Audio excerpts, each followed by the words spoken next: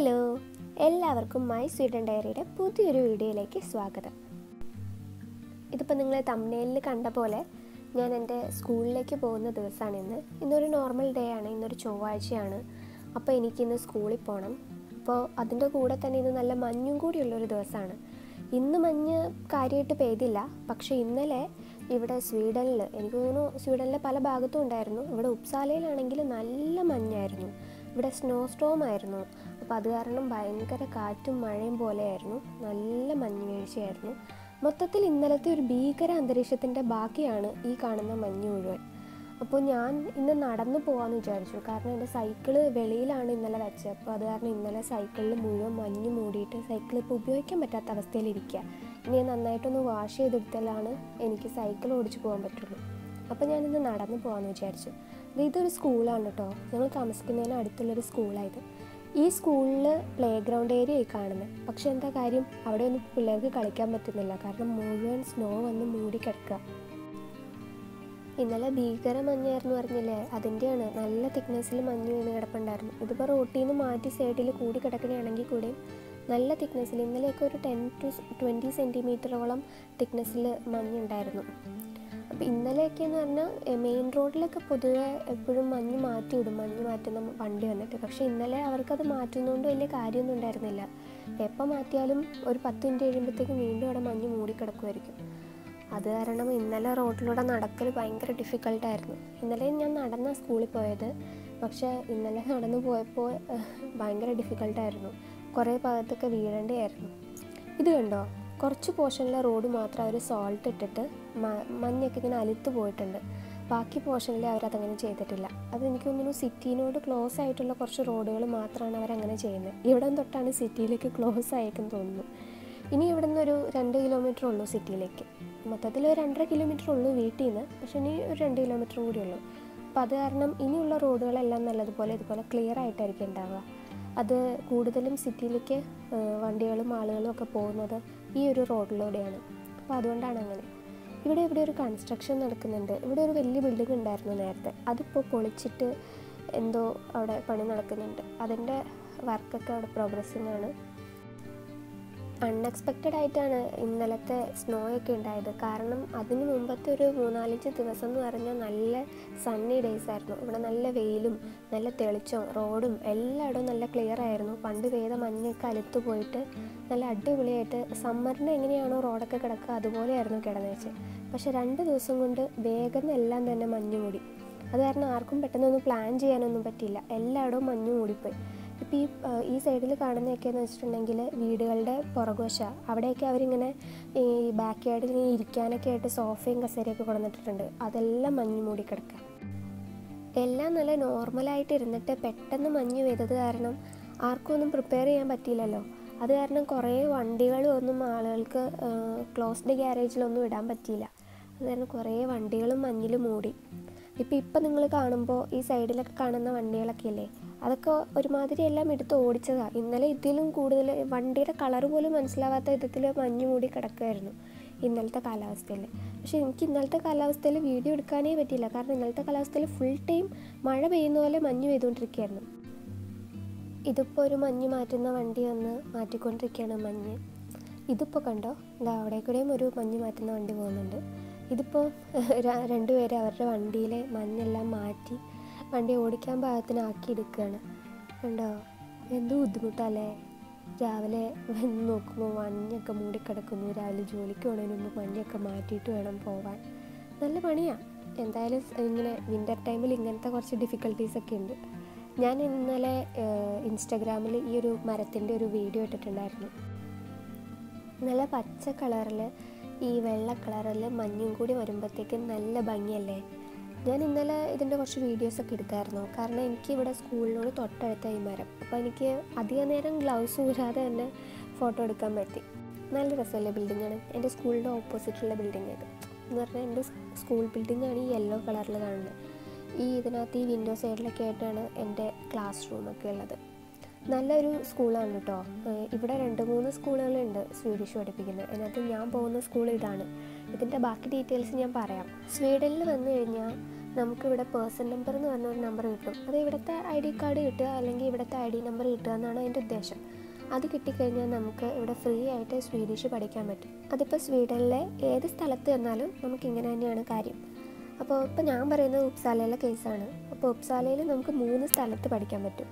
ഒന്ന് ഹെർമോട്സ്, മറ്റൊന്ന് would buildings എന്ന് പറഞ്ഞിട്ട്, മൂന്നാമത്തത് ബെർഗ്സ്ട്രാൻസ്. ഈ ബെർഗ്സ്ട്രാൻസിലാണ് ഞാൻ പോകുന്നത്. ഇത് 3 ഇൻസ്റ്റിറ്റ്യൂട്ടുകളുടെ പേരാണ് കേട്ടോ. അപ്പോൾ ഈ ബെർഗ്സ്ട്രാൻസ് SFA എന്ന് പറയുന്നത് ഇവിടുത്തെ ഒരു ഡിപ്ലോമ കോഴ്സ് പോലത്തെ പഠിപ്പിക്കുന്നതാണ്. അപ്പോൾ ഇവർ ഫ്രീ ആയിട്ടാണ് നമുക്ക് ഈ കോഴ്സ് പഠിപ്പിക്കുന്നത്. ജസ്റ്റ് ഇതിനകത്ത് ജോയിൻ ചെയ്യുക, വന്ന് പഠിക്കുക, അത്രയുള്ള കാര്യം. അപ്പോൾ ഞാൻ ഈ ബാക്കി 3 എണ്ണമല്ല, മൊത്തം 3 എണ്ണവും അന്വേഷിച്ചിട്ടാണ് ഇതിൽ ജോയിൻ ചെയ്തത്. അപ്പോൾ ആദ്യത്തെ ഹെർമോട്സ് ഓൺലൈൻ ക്ലാസ്സുകളാണ് തരുന്നുള്ളൂ. അപ്പോൾ എനിക്ക് ഓൺലൈൻ ക്ലാസ് വേണ്ടാന്ന് തോന്നി. അതാണ് ഞാൻ ഡയറക്റ്റ് പോയി പഠിക്കുന്ന ക്ലാസ്സിന് ജോയിൻ ചെയ്യാൻ വേണ്ടിയിട്ട് ഈ ബെർഗ്സ്ട്രാൻസ് SFA ജോയിൻ ചെയ്തത്. ഇതായിരുന്നു എൻ്റെ ക്ലാസ് റൂം കേട്ടോ. നല്ല ക്ലാസ് റൂമാണ്. ഇവിടെ എല്ലാവർക്കും അത്യാവശ്യം നല്ല സൗകര്യങ്ങളെല്ലാം പ്രൊവൈഡ് ചെയ്യുന്നുണ്ട് ഇവർ. അത് നമുക്ക് ഫ്രീ ആയിട്ട് പഠിക്കുകയാണെങ്കിലും സൗകര്യങ്ങൾക്കൊന്നും ഒരു കുറവില്ല. അതായത് എല്ലാ സ്റ്റുഡൻസിനും ഡെസ്കും ചെയറും ടെക്സ്റ്റ് ബുക്സും അതുപോലെ ക്ലാസ് റൂം എല്ലാം ഡിജിറ്റൽ ക്ലാസ് റൂമാണ്, പ്രൊജക്ടറുണ്ട്. അതുപോലെ തന്നെ നമുക്കിവിടെ ഒരു കഫറ്റീരിയ ഉണ്ട് ഈ ഒരു ബിൽഡിങ്ങിനകത്ത്. അതുപോലെ ലൈബ്രറി ഉണ്ട്. നമുക്കിപ്പോൾ ക്ലാസ് ടൈം ഉച്ചയ്ക്ക് ശേഷമാണെങ്കിലും നമുക്ക് ഈ ഒരു ക്ലാസ്സിൻ്റെ, അതായത് മൊത്തം ഈ ഒരു സ്കൂളിൻ്റെ ഫങ്ഷനിങ് ടൈം മുഴുവൻ നമുക്ക് ആ ലൈബ്രറി ആക്സസിബിളാണ്. അങ്ങനെയുള്ള കുറേ ഫെസിലിറ്റീസ് നമുക്ക് ഇവർ പ്രൊവൈഡ് ചെയ്യുന്നുണ്ട്. നമ്മളെ പഠിക്കാൻ നല്ലതുപോലെ ഇവർ സഹായിക്കുന്ന ഒരു എൻവയോൺമെൻറ്റ് തന്നെ ഇവിടെ നമുക്കുണ്ട്. പിന്നെ ഇവിടുത്തെ ഒരു സ്റ്റഡി, അതായത് ഈ ക്ലാസ്സിൻ്റെ ഒക്കെ രീതി എങ്ങനെയാണെന്ന് വെച്ചിട്ടുണ്ടെങ്കിൽ, നമുക്കിപ്പോൾ തിങ്കളാഴ്ച ദിവസങ്ങളിൽ റീഡിങ്ങിൻ്റെ ക്ലാസ് ആണെങ്കിൽ ചൊവ്വാഴ്ച നമുക്ക് ലിസണിങ്ങിൻ്റെ ആയിരിക്കും, ബുധനാഴ്ച നമുക്ക് ഗ്രാമർ ഉണ്ടായിരിക്കും, വ്യാഴാഴ്ച നമുക്ക് റൈറ്റിംഗ് ഉണ്ടായിരിക്കും, വെള്ളിയാഴ്ച നമുക്ക് സ്പീക്കിംഗ് ഉണ്ടായിരിക്കും. അപ്പോൾ നമ്മളെ അതിന് പ്രാക്ടീസ് ചെയ്യിപ്പിക്കുന്ന വിധത്തിലുള്ള കുറേ എക്സസൈസുകൾ നമ്മളിവിടെ ചെയ്യിപ്പിക്കും. ഗ്രൂപ്പായിട്ടുള്ള ആക്ടിവിറ്റികൾ, ഇൻഡിവിജ്വൽ ടാസ്കുകൾ, അതുപോലെ പെയറായിട്ടുള്ള ടാസ്കുകൾ. അപ്പോൾ അതൊക്കെ നമ്മളെ കൂടുതൽ പഠിക്കാനായിട്ടും ക്ലാസ്സിൽ വരാൻ വേണ്ടിയിട്ടുമൊക്കെ നല്ല ലേൺ വിത്ത് ഫൺ എന്നുള്ള രീതിയിലാണ് ഇവിടെ. അപ്പോൾ എനിക്കിഷ്ടമാണ് ഇവിടെ വരാൻ. ഇതാണ് നമുക്ക് അവർ തരുന്ന ടെക്സ്റ്റ് ബുക്ക്. അപ്പോൾ ഇവിടെ നമ്മൾ ജോയിൻ ചെയ്യുന്നത് നമുക്ക് പല ലെവലുകളായിട്ടാണ് സ്വീഡിഷ് പഠിക്കേണ്ടത്.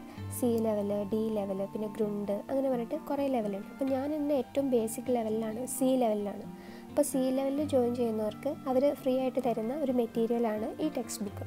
അപ്പോൾ ഈ ടെക്സ്റ്റ് ബുക്കിലുള്ള സിലബസ്, ഈ ഒരു സംഭവങ്ങളൊക്കെ തന്നെയാണ് അവർ നമുക്ക് എക്സാമിനും ഇടുന്നത്. അപ്പോൾ നമുക്ക് ഓരോ 2 മാസം കൂടുമ്പോഴും ഇവിടെ നാഷണൽ എക്സാം ഉണ്ട്.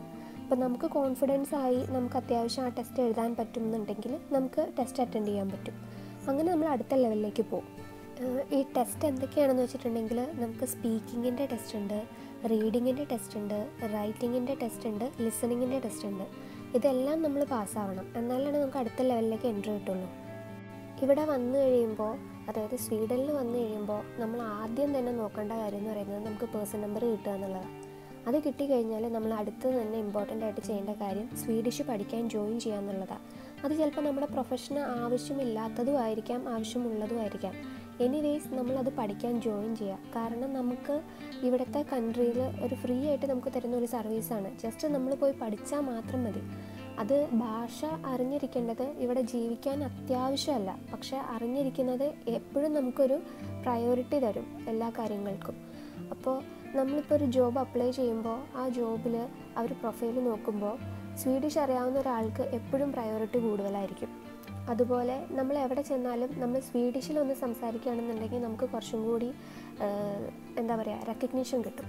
അപ്പോൾ അങ്ങനെയൊക്കെയുള്ള ഒരു ഇതിന് വേണ്ടിയിട്ടാണ് സ്വീഡിഷ് ഇവിടെ അറിഞ്ഞിരിക്കേണ്ടത്. പിന്നെ ചില ജോലികൾക്ക് സ്വീഡിഷ് അത്യാവശ്യമാണ്. ഉദാഹരണം പറയുകയാണെങ്കിൽ മെഡിക്കൽ പ്രൊഫഷൻ, അത് മെഡിക്കൽ പ്രൊഫഷൻ ഏത് ലെവലിലുള്ളത്, ഫാർമസി ലെവൽ തൊട്ട് ഡോക്ടർ ലെവൽ വരെയുള്ളതാണെങ്കിലും അതിനിവിടെ സ്വീഡിഷ് നിർബന്ധമാണ്. അപ്പോൾ അതിന് സ്പെഷ്യൽ കോഴ്സ് ഉണ്ട്. അതായത് നമുക്കിപ്പോൾ SFA ജോയിൻ ചെയ്യാനായിട്ട് നമ്മൾ ഇവരെ കോൺടാക്റ്റ് ചെയ്യുമ്പോൾ നമ്മളുടെ പ്രൊഫഷനനുസരിച്ച് കോഴ്സ് ഉണ്ട്. അതായത് ഇപ്പോൾ ഡോക്ടേഴ്സിന് ഒരു ക്ലാസ് വേറെയാണ്, ടീച്ചേഴ്സിൻ്റെ ക്ലാസ് വേറെയാണ്, എൻജിനീയേഴ്സിൻ്റെ ക്ലാസ് വേറെയാണ്, അല്ലാതെ ഒരു ബിസിനസ് സ്റ്റാർട്ട് ചെയ്യേണ്ടവരുടെ ക്ലാസ് വേറെയാണ്. ഇങ്ങനെ ഓരോരുത്തർക്കും, അതായത് പ്രൊഫഷനനുസരിച്ച് ക്ലാസ് സെപ്പറേറ്റ് ആണ്. അതുകൂടാതെ തന്നെ നമുക്ക് നോർമലായിട്ട് ഈ പ്രത്യേകിച്ച് പ്രൊഫഷണൽ ബാക്ക്ഗ്രൗണ്ട് ഒന്നും ഇല്ലാതെ സ്വീഡിഷ് പഠിക്കണം എന്നുള്ള കാറ്റഗറിയിൽ പെടുന്ന ആൾക്കാർക്ക് വേറെ ക്ലാസ്സുണ്ട്. അപ്പോൾ ഞാൻ ആ കാറ്റഗറിയിലാണ്. കാരണം എന്താണെന്ന് വെച്ചിട്ടുണ്ടെങ്കിൽ ഇവർ എൻജിനീയേഴ്സിനായിട്ട് ഒരു ക്ലാസ് ഇല്ല. അത് ഉപ്സാലയിലാണ് ഇല്ലാത്തത്. സ്റ്റോക്ക്ഹോമിലൊക്കെ എൻജിനീയേഴ്സിന് വേറെ ബാച്ച് ഉണ്ട്. അതായത് SFI INX എന്നാണ് അതിന് പറയുക. അപ്പോൾ അത് SFI ഫോർ പ്രൊഫഷണൽസ് എന്ന് പറയും. ഇനി നമുക്കിതിൽ ജോയിൻ ചെയ്യാനായിട്ട് ഒത്തിരി ബുദ്ധിമുട്ടുകളൊന്നുമില്ല, ഭയങ്കര ഈസിയാണ്.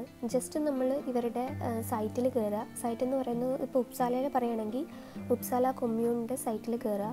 ഉപ്സാല കൊമ്മ്യൂണിൻ്റെ സൈറ്റിൽ നമ്മൾ കയറി കഴിയുമ്പോഴത്തേക്കും നമുക്ക് അതിനകത്ത് SFI ഫോർ ഇമിഗ്രൻസ് എന്നുള്ളൊരു പേജിലേക്ക് പോകാൻ പറ്റും. SFI ഫോർ ഇമിഗ്രൻസ് എന്ന് പറയുന്നത് ഇവിടെ വരുന്ന എല്ലാവരെയും ഫ്രീ ആയിട്ട് പഠിപ്പിക്കുന്നതാണ്. അതിനകത്ത് ജോയിൻ ചെയ്യേണ്ടവർക്ക് അതിനകത്ത് ജോയിൻ ചെയ്യാം, അല്ലാത്തവർക്ക് SFI ഫോർ പ്രൊഫഷണൽസ്, അതായത് ഞാൻ പറഞ്ഞ സ്പെഷ്യൽ കേസ് ഉള്ളവരുണ്ടല്ലോ, ഡോക്ടേഴ്സ്, ടീച്ചേഴ്സ്, അങ്ങനെയുള്ളവർക്ക് അതിൽ വിളിച്ച് ജോയിൻ ചെയ്യാം. അപ്പോൾ SFI ഫോർ ഇമിഗ്രൻസിനകത്താണ് ഞാൻ ജോയിൻ ചെയ്തത്. അതിനകത്ത് ജോയിൻ ചെയ്യാനായിട്ട് നമ്മൾ അതിൻ്റെ ഡീറ്റെയിൽസ് നോക്കുമ്പോൾ താഴെ ഒരു ഫോൺ നമ്പർ കൊടുത്തിട്ടുണ്ടായിരിക്കും, മെയിൽ ID കൊടുത്തിട്ടുണ്ടായിരിക്കും, ഫോൺ ചെയ്യേണ്ട ടൈമുകളൊക്കെ കൊടുത്തിട്ടുണ്ടായിരിക്കും. ജസ്റ്റ് ആ ഫോൺ നമ്പറിൽ വിളിച്ചിട്ട് നമ്മുടെ ഡീറ്റെയിൽസ് പറയാം. അപ്പോൾ അവർ നമ്മുടെ അടുത്ത് കുറച്ച് കാര്യങ്ങൾ ചോദിക്കും, അതായത് നമ്മൾ എലിജിബിൾ ആണോ, ഇത് പഠിക്കാനുള്ളതാണ് അവർ നോക്കുന്നത്. അപ്പോൾ എലിജിബിലിറ്റി പ്രൂവ് ചെയ്യാൻ നമുക്ക് വേണ്ട കാര്യങ്ങൾ എന്ന് പറയുന്നത്, ഒന്ന് നമുക്കൊരു 20 വയസ്സെങ്കിലും പൂർത്തിയായ ആളായിരിക്കണം. മറ്റൊന്നെന്ന് പറയുന്നത് നമുക്കിതിനു മുമ്പ് സ്വീഡിഷ് അറിയില്ല, സ്വീഡിഷ് ഒന്നും അറിയില്ലാത്ത ഒരാളായിരിക്കണം. മറ്റൊരു കാര്യം എന്ന് പറയുന്നത് നമ്മൾ ഇവിടെ രജിസ്റ്റർ ചെയ്തിട്ടുണ്ടായിരിക്കണം. രജിസ്റ്റർ ചെയ്യാന്ന് പറയുന്നത് നമുക്ക് പേഴ്സൺ നമ്പർ കിട്ടി കഴിഞ്ഞിട്ടുണ്ടെങ്കിൽ അതിനർത്ഥം ഇവിടുത്തെ സ്വീഡനിൽ രജിസ്റ്റേർഡ് ആയിട്ടുള്ള ഒരാളാണ്. പേഴ്സൺ നമ്പർ ID കാർഡ് നമുക്കുണ്ട്, നമുക്ക് പേഴ്സൺ നമ്പർ ഉള്ള ഒരാളാണ്, 20 വയസ്സ് പൂർത്തിയായ ഒരാളാണ്, ഇതിനു മുമ്പ് സ്വീഡിഷ് ഒന്നും അറിയില്ലാത്ത ഒരാളാണെന്നുണ്ടെങ്കിൽ അവർ ഫ്രീ ആയിട്ട് നമ്മളെ പഠിപ്പിക്കും. അപ്പോൾ ഇത്രയും കാര്യങ്ങൾ അവർ ജസ്റ്റ് നമ്മൾ എൻക്വയറി നടത്തിയിട്ട് അവർ ചോദിക്കും നമുക്ക് ഏത് ക്ലാസ് വേണം, മോർണിംഗ് ക്ലാസ് വേണോ, ഈവനിങ് ക്ലാസ് വേണോ, വീക്കെൻഡ് ക്ലാസ് വേണോ, അങ്ങനെ നമുക്ക് ഓപ്ഷൻസ് ഉണ്ട്. അപ്പോൾ ഡെയിലി പോയി പഠിക്കുന്ന ക്ലാസ് വേണോ, ഇട ദിവസങ്ങളിലെ ക്ലാസ് വേണോ, അങ്ങനെ ഓരോരോ സ്കൂളിലും പല ടൈമിങ്ങുകളിൽ ക്ലാസ്സുകൾ അവൈലബിൾ ആണ്. അപ്പോൾ നമ്മളെടുത്ത് ചോദിക്കും എങ്ങനത്തെ ക്ലാസ്സാണ് വേണ്ടത്. അപ്പോൾ നമ്മൾ നമ്മുടെ റിക്വയർമെൻറ്റ്സ് പറയുമ്പോൾ അവർ നമ്മളെ ആ ക്ലാസ്സിന് ജോയിൻ ചെയ്യിപ്പിക്കും. അപ്പോൾ അത്ര ഈസിയാണ് ഇതിനകത്ത് ജോയിൻ ചെയ്യാന്നുള്ളത്. ഈ കോഴ്സിൻ്റെ ഒരു ഡ്യൂറേഷൻ എന്ന് പറയുന്നത് നമുക്കിങ്ങനെ കുറേ കാലം പഠിച്ചുകൊണ്ട് തന്നെ ഇരിക്കാനൊന്നും പറ്റില്ല. ഇപ്പോൾ ഈ C ലെവലിന് ഓരോരുത്തർക്കും ഒരു ടൈം അലോട്ട് ചെയ്തിട്ടുണ്ടായിരിക്കും. ഒരു 6 മന്ത്സാണ് C ക്ലാസ്സിൽ ഒരാൾക്ക് ഇരിക്കാൻ പറ്റുന്നുണ്ടെങ്കിൽ അയാൾക്ക് മാക്സിമം 6 മന്ത്സ് വരെ ആ ക്ലാസ്സിലിരിക്കാം. അതിനുള്ളിൽ ചിലപ്പോൾ ചില ആൾക്കാർ 1 മന്ത് കൊണ്ട് തന്നെ C ലെവലിലേക്ക് പാസ് ചെയ്ത് D ലെവലിലേക്ക് പോകും. ചിലർ 3 മന്ത്സിൽ, ചിലർ 4 മന്ത്സിൽ, ചിലർക്ക് ചിലപ്പോൾ 6 മന്ത്സിലും പാസ്സാവാൻ പറ്റാതെ വരാം. അങ്ങനെയുള്ളവർക്ക് ഇവിടുത്തെ നമ്മുടെ പ്രിൻസിപ്പളും ഒക്കെ ആയിട്ട് സംസാരിച്ച് കഴിയുമ്പോൾ അവർ കുറച്ചും കൂടി ടൈം നമുക്ക് തരും, നമുക്ക് കൂടുതൽ കെയർ തരും, നമ്മൾ എത്രയും വേഗം പാസ്സാക്കാനൊക്കെ നോക്കും. അങ്ങനെയുള്ള ഓപ്ഷനും കൂടി ഉണ്ട് കേട്ടോ. എൻ്റെ ഇന്നത്തെ ഈ ക്ലാസ് ഒരു 1 to 5 ആയിരുന്നു ഉച്ചയ്ക്ക്. അപ്പോൾ അത് കഴിഞ്ഞു. അപ്പോൾ ഇനിയിപ്പോൾ ഞാൻ തിരിച്ച് വീട്ടിലേക്ക് പോവുകയാണ്. അപ്പോൾ ഞങ്ങൾക്ക് ഗ്രാമർ സബ്സ്റ്റൻറ്റീവ് എന്ന് പറഞ്ഞിട്ട് അതാണ് പഠിപ്പിച്ചത്. അപ്പോൾ അത് വലിയ കാര്യമായിട്ടൊന്നും മനസ്സിലായില്ല. അത് കൂടുതൽ ഗ്രാമർ പഠിക്കാൻ ഇച്ചിരി ടൈം പിടിക്കും എന്നാണ് എനിക്ക് തോന്നുന്നത്. ഓരോരുത്തർക്കും ഓരോ രീതിയല്ലേ. എനിക്കെന്തായാലും കുറച്ച് ടൈം പിടിക്കും. അപ്പോൾ ഞാനത് വീട്ടിൽ പോയിട്ട് കുറച്ചും കൂടിയൊക്കെ പ്രാക്ടീസ് ചെയ്താലാണ്, കുറേ കൂടിയൊക്കെ പഠിച്ചാലാണ് എനിക്ക് എന്തെങ്കിലുമൊക്കെ മനസ്സിലാവുള്ളൂ. അപ്പോൾ ഇന്നത്തെ ഈ ക്ലാസ്സൊക്കെ കഴിഞ്ഞ് ഞാൻ പയ്യനെ വീട്ടിലേക്ക് പോകാൻ നോക്കുകയാണ്. അപ്പോൾ ഞാൻ നിങ്ങളെ ഇന്നിപ്പോൾ അതേ കണ്ടോ, ഇന്ന് പുറത്തേക്ക് ഇറങ്ങുമ്പോൾ വലിയ ശാന്തമായ ഒരു കാലാവസ്ഥയാണ്. ഞാൻ നിങ്ങളെ ഇന്നലത്തെ അവസ്ഥ എന്തായിരുന്നു എന്നുള്ളത് കാണിച്ചു തരാം. ഇന്നലത്തെ ഒരു വീഡിയോ ക്ലിപ്പ് ഞാൻ എടുത്തിട്ടുണ്ട്, അതെങ്ങനെയാണെന്ന് നിങ്ങളൊന്ന് കണ്ടു നോക്കുക.